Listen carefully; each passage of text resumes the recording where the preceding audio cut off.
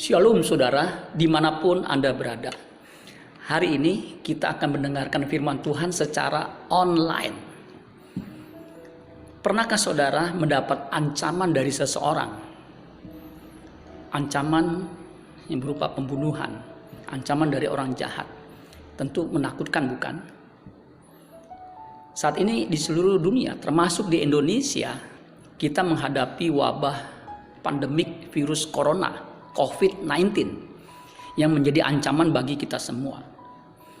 Tahukah saudara, ada ancaman yang lebih mengerikan dari sekedar virus corona. Apakah itu? Nah, mari kita dengarkan firman Tuhan. Keluaran pasal 33 ayat 3 dan 4. Saya akan bacakan buat kita semua.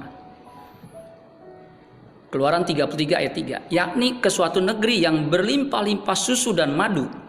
Sebab aku tidak akan berjalan di tengah-tengahmu, karena engkau ini bangsa yang tegar tengkuk, supaya aku jangan membinasakan engkau di jalan. Ketika bangsa itu mendengar ancaman yang mengerikan ini, berkabunglah mereka, dan seorang pun tidak ada yang memakai perhiasannya. Menurut saya ini ancaman yang mengerikan, yang kita harus waspadai dan kita harus bergetar mendengar ancaman itu. Karena bangsa Israel sampai berkabung ketika mendengar ancaman dari Tuhan itu. Alkitab menyebutnya sebagai ancaman yang mengerikan atau ancaman yang menakutkan. Mereka sampai berkabung, yang ditandai dengan tidak memakai perhiasan. Tuhan tidak mau menyertai bangsa Israel lagi, atau Tuhan tidak mau berjalan di tengah-tengah bangsa Israel.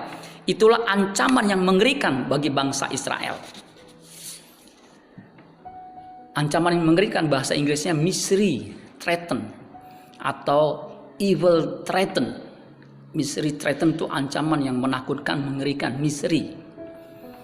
New King James itu memakai kata bad news, berita buruk atau evil tidings. Musa, sang pemimpin bangsa Israel saat itu, sangat menyadari pentingnya penyertaan Tuhan. Itu dicatat di pasal yang sama, Keluaran pasal 33 ayat 14. Dikatakan begini. Lalu ia berfirman, aku sendiri hendak membimbing engkau dan memberikan ketentraman kepadamu. Berkatalah Musa kepadanya, jika engkau sendiri tidak membimbing kami, janganlah suruh kami berangkat dari sini. Musa paham dan sangat menyadari pentingnya penyertaan Tuhan. Makanya dia berkata, jangan suruh pergi kalau Tuhan sendiri tidak memimpin. Nah, pertanyaannya, apa sebabnya Tuhan menyampaikan ancaman yang mengerikan itu? Nah, ancaman ini disebabkan karena bangsa Israel itu tegar tengkuk. Kita baca tadi ayat 3 dikatakan begini. Di kalimat kedua, sebab aku tidak akan berjalan di tengah-tengahmu, karena engkau ini bangsa yang tegar tengkuk, supaya aku jangan membinasakan engkau di jalan. Baru ayat 4-nya dikatakan, ketika bangsa itu mendengar ancaman yang mengerikan itu, berkabunglah mereka. Jadi yang menyebabkan Tuhan tidak mau berjalan, tidak mau menyertai bangsa Israel karena tegar tengkuk. Itulah keadaan bangsa Israel yang suka menanduk, suka menentang Tuhan. Orang tegar tengkuk itu tidak bisa dinasehati, tidak bisa diajar, tidak bisa diperintah, apalagi disuruh taat. Diminta untuk mendengarkan saja, ia tidak mau, apalagi disuruh taat. Di Ulangan pasal 9 ayat 6 dan 7 dikatakan begini. Jadi ketahuilah bahwa bukan karena jasa-jasamu Tuhan Allahmu memberikan kepadamu negeri yang baik itu untuk diduduki. Sesungguhnya engkau bangsa yang tegar tengkuk.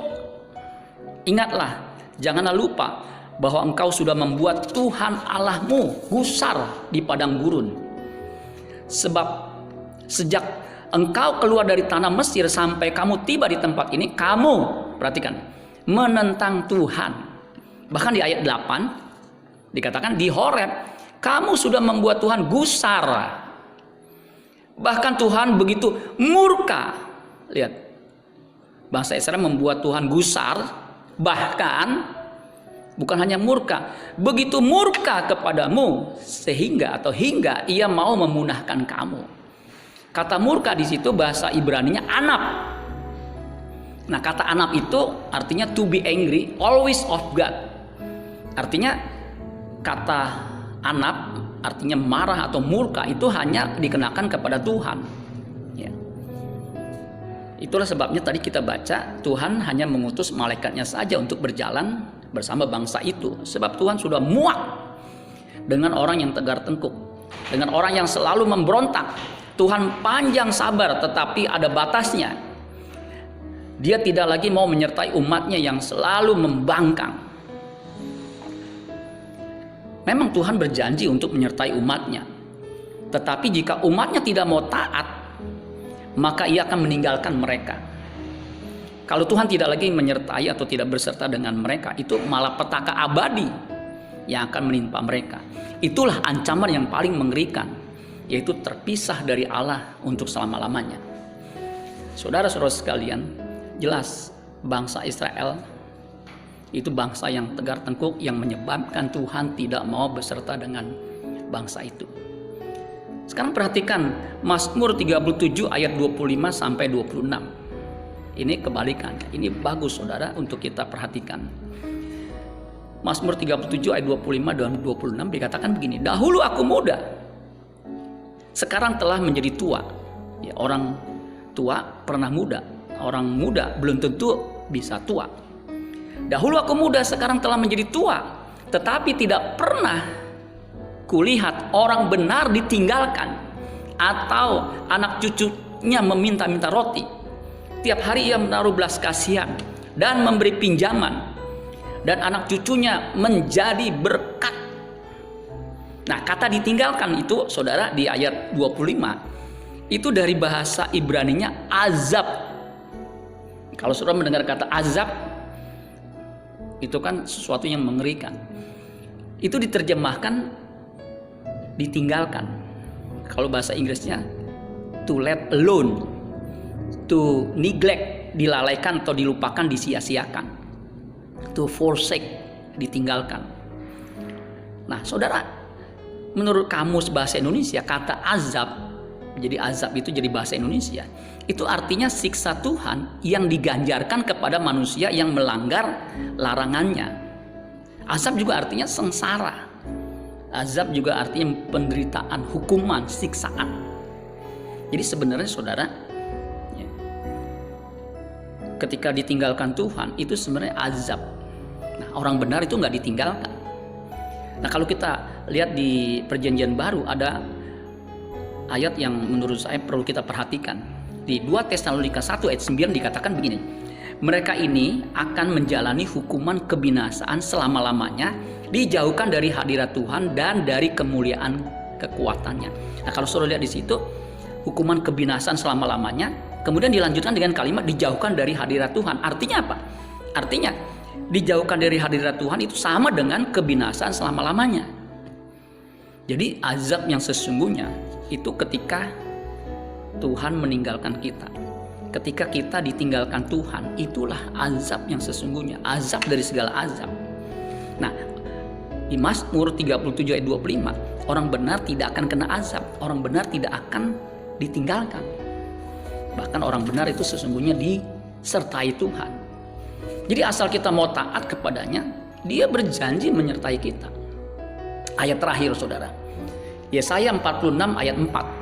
Sampai masa tuamu aku tetap dia, dan sampai masa putih rambutmu aku menggendong kamu. Aku telah melakukannya. Ini Tuhan yang ngomong. Dan mau menanggung kamu terus. Aku mau memikul kamu dan menyelamatkan kamu. Itu jelas. Ini luar biasa ya. Janji Tuhan kepada umatnya yang mau taat, yang mau hidup benar.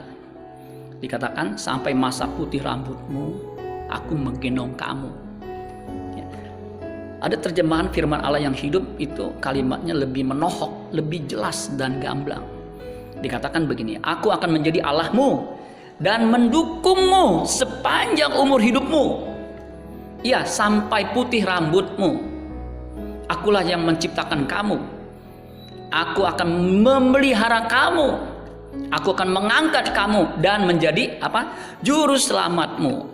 Ini luar biasa saudara, janji Tuhan bagi orang benar yang mau taat. Tuhan akan mengangkat, Tuhan akan memelihara, Tuhan akan menyertai. Jadilah umatnya yang selalu taat, tunduk kepadanya. Karena itulah yang menyenangkan hati Tuhan. Amin buat firman Tuhan. Tuhan Yesus memberkati. Sola Gracia.